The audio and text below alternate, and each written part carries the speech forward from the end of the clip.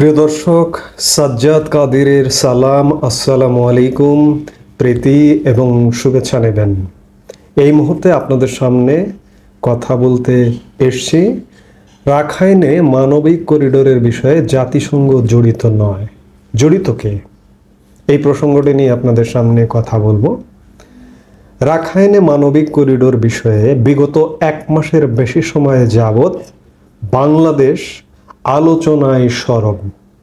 April মাসের 27 বা 28 April পররাষ্ট্র উপদেষ্টা মোহাম্মদ তৌহিদ হোসেন যে মুহূর্তে বললেন যে জাতিসংঘের মধ্যস্থতায় মিয়ানমারের রাখাইন রাজ্যে বাংলাদেশ সরকার একটি মানবিক করিডোর ইস্যুতে নীতিগতভাবে সিদ্ধান্ত নিয়েছে, সেই থেকে বাংলাদেশে আলোচনা তুঙ্গে বিষয়টি নিয়ে।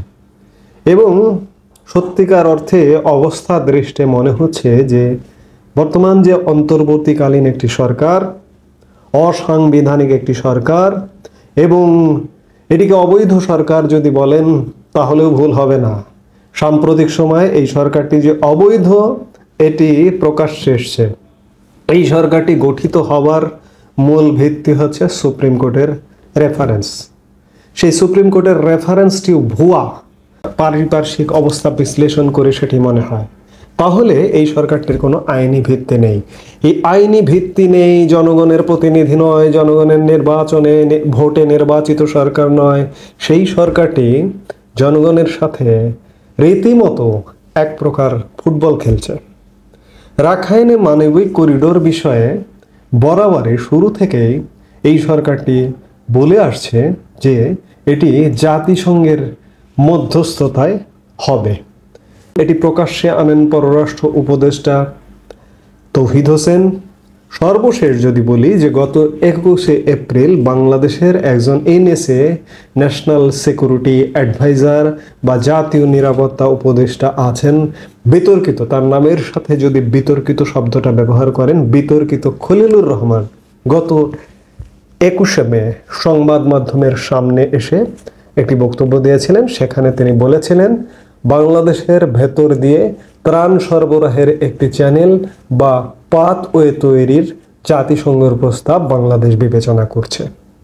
আমাদেরকে জাতিসংঘের শোআপ করে। বিদেশিরা বললে সেটি সঠিক বলে, ইংরেজিতে বললে সেটা সঠিক। বিষয়খানা এমন, বাঙালির কাছে বিষয়টা তেমনই যে ইংরেজিতে বললে সঠিক বলা হয়, কিংবা জাতিসংঘ যদি বলে সেটি সঠিক বলা হয়, আমেরিকা যদি বলে সেটি সঠিক বলা হয়, উন্নত দেশগুলো যদি বলে সেটি সঠিক বলে। কাজেই এই সঠিক বাংলাদেশের মানুষের কাছে গ্রহণযোগ্যতার জন্য খলিলুর রহমানও সর্বশেষ একটি মিথ্যাচার করেছেন যে জাতিসংঘের প্রস্তাব বাংলাদেশ বিবেচনা করছে। মানবিক করিডোর নয়, এটি একটি চ্যানেল বা পাথওয়ে তৈরির বিবেচনা করছে।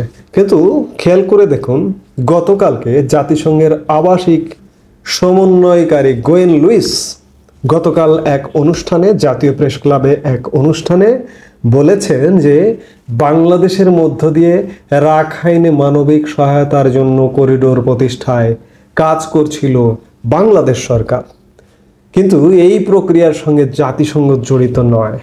পরিষ্কার কথা, ক্রিস্টাল ক্লিয়ার কথা। তাহলে বাংলাদেশ সরকার কি করছে? বাংলাদেশ সরকার জাতিসংঘকে সামনে রেখে কি করতে চাইছে? আসলে এর পেছনে কে, এর নেপথ্যে কে জড়িত? এর নেপথ্যে মার্কিন যুক্তরাষ্ট্র জড়িত। মার্কিন যুক্তরাষ্ট্রের বিশেষ উদ্দেশ্য আমাদের এই অঞ্চল বাংলাদেশের একটি অংশ, মিয়ানমারের রাখাইন রাজ্য নিয়ে যে ডিপ স্টেট পরিকল্পনা, সেই ডিপ স্টেট পরিকল্পনার অংশ হিসেবে এখানে জাতিসংঘকে জড়ানোর একটা পায়তারা চলছে। দিনের আলোর মতো পরিষ্কার, ক্রিস্টাল ক্লিয়ার যে বাংলাদেশ সরকার এই যে অবৈধ অন্তর্বর্তীকালীন সরকারটি এর সঙ্গে জড়িত, এবং এর সঙ্গে এর নেপথ্য শক্তি মার্কিন যুক্তরাষ্ট্র মাঝখান থেকে জাতিসংঘকে জড়িয়ে ফেলেছে।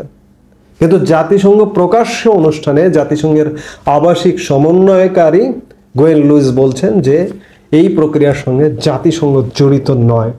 তাহলে বুঝুন যে এই যে অন্তর্বর্তীকালীন অবৈধ, আমি অবৈধ বলছি, আমার অবৈধ বলবার রাইট আছে, এই সরকারের বৈধতা নিয়ে আদালতে রিট পর্যন্ত হয়েছে, কিন্তু এই সরকারের নিয়ন্ত্রণাধীন আদালত সেই রিটকেও খারিজ করে দিয়েছে। সেই অবৈধ সরকার বাংলাদেশের মানুষের সাথে এক প্রকার ফুটবল খেলছে। বাংলাদেশের মানুষের সচেতন হতে হবে। যেভাবে বাংলাদেশের মানুষ ভুল বুঝে জুলাই অগাস্ট সময়কালে মাঠে নেমে বিগত আওয়ামী লীগ সরকারকে বিদায় করেছে, পতন ঘটিয়েছে, সেই সরকার একটি নির্বাচিত সরকার ছিল, সেই সরকার একটি বাংলাদেশের রাজনৈতিক দল ছিল। অনেক কিছু খারাপ থাকতে পারে, আমি বলছি না যে সেই সরকারটি ধোয়া তুলসী পাতা। যদি ধোয়া তুলসী পাতায় হতো, আজকে বাংলাদেশ পৃথিবীর কোনো না কোনো একটা উন্নত দেশের কাতারে চলে যেত। আজকে দাঁড়াতে পারেনি।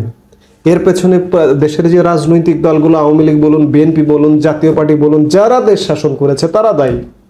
তাদের অব্যবস্থাপনা আছে, তাদের দুর্নীতি আছে, তাদের অনিয়ম আছে, যার দরুন আমরা আজও পর্যন্ত দাঁড়াতে পারিনি।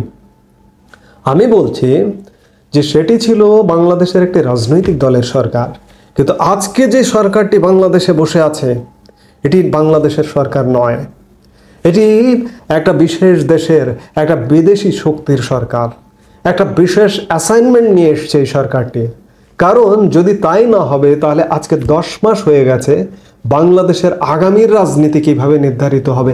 পৃথিবীর দেশে দেশে রাজনীতিই দেশের ভাগ্য নির্ধারণ করে, কিন্তু আজকে আমাদের রাজনীতি কিন্তু এক প্রকার নির্বাসনে, একটা অনির্বাচিত বিদেশি প্রেসক্রিপশনের একটা সরকার বসে আছে। শুধু তাই নয়, এই সরকারের বেশিরভাগ মানুষ বিদেশি নাগরিক, মার্কিন যুক্তরাষ্ট্রের নাগরিক। আমরা কি বিদেশি কলোনি হতে যাচ্ছি? অবস্থা কিন্তু তেমনটাই। এই যে করিডোর নিয়ে আমাদের লোকছাপা করা হলো, জাতিসংঘ এটিকে পরিষ্কার করে দিল, অর্থাৎ জাতিসংঘ এটির সঙ্গে জড়িত নয়। আমরা এই কথার আলাপের শেষে এটি বলতে পারি, যে এইভাবে শেষ করতে পারি, এটির সাথে বাংলাদেশের এই যে অবৈধ অনির্বাচিত সরকারটি জড়িত, এবং এর পেছনে প্রধান নিয়ামক শক্তি মার্কিন যুক্তরাষ্ট্রের এজেন্ডা বাস্তবায়ন করা। সেই উদ্দেশ্যেই মিয়ানমারের রাখাইন রাজ্যে করিডোর ইস্যু। এই করিডোরটা দিয়ে কি হবে? করিডোরটা দিয়ে আসলে যেটি হবে, যে মার্কিন যুক্তরাষ্ট্রের অস্ত্র পাচার হবে রাখাইন রাজ্যে। এই বিদ্রোহী গোষ্ঠী আরাকান আর্মিকে মায়ানমার সরকারের বিরুদ্ধে যুদ্ধ করাবে, যুদ্ধ করে এই রাখাইন রাজ্যটিকে স্বাধীন করবে। দেখুন, মিয়ানমার যে রাষ্ট্র, সেই রাষ্ট্রটার প্রতি মার্কিন যুক্তরাষ্ট্র কতটা বিরূপ আচরণ করে। 2021 সালে এই জান্তা সরকার যখন ক্ষমতা আসলো, তখন থেকেই মিয়ানমারের এই সরকারের প্রতি মার্কিন নিষেধাজ্ঞা আছে। রাশিয়া এই সরকারের সাথে শুরু থেকেই আছে, এখনো পর্যন্ত আছে। গত মাসেও মিয়ানমারের জান্তা প্রধান রাশিয়া সফর করেছেন। রাশিয়া, চীন, মিয়ানমার জান্তা প্রধান ত্রিপাক্ষিক তারা বৈঠকও করেছেন। কিন্তু আজকে দেখুন মার্কিন যুক্তরাষ্ট্র কতটা বিরূপ মনোভাবাপন্ন তাদের। আপনারা গণমাধ্যমের কল্যাণে দেখেছেন, অতি সম্প্রতি 12টি দেশের মার্কিন যুক্তরাষ্ট্র 12টি দেশের নাগরিকদের মার্কিন যুক্তরাষ্ট্রে প্রবেশ নিষেধাজ্ঞা করেছে। এর মধ্যে মিয়ানমারও আছে। কেন? মিয়ানমারের সাথে সেখানে স্বার্থ আছে এবং বাংলাদেশের সাথে স্বার্থ আছে। বাংলাদেশের এই সরকারটি মার্কিন যুক্তরাষ্ট্রের স্বার্থ রক্ষা করছে, এজন্য এখনো পর্যন্ত বাংলাদেশের প্রতি নিয়ন্ত্রণ আরোপ করেনি। যেই মাত্র মার্কিন যুক্তরাষ্ট্রের স্বার্থ রক্ষিত হবে না বাংলাদেশ দ্বারা, সেই মাত্র বাংলাদেশের উপরেও নানা রকম নিয়ন্ত্রণের খড়গ আসতে পারে।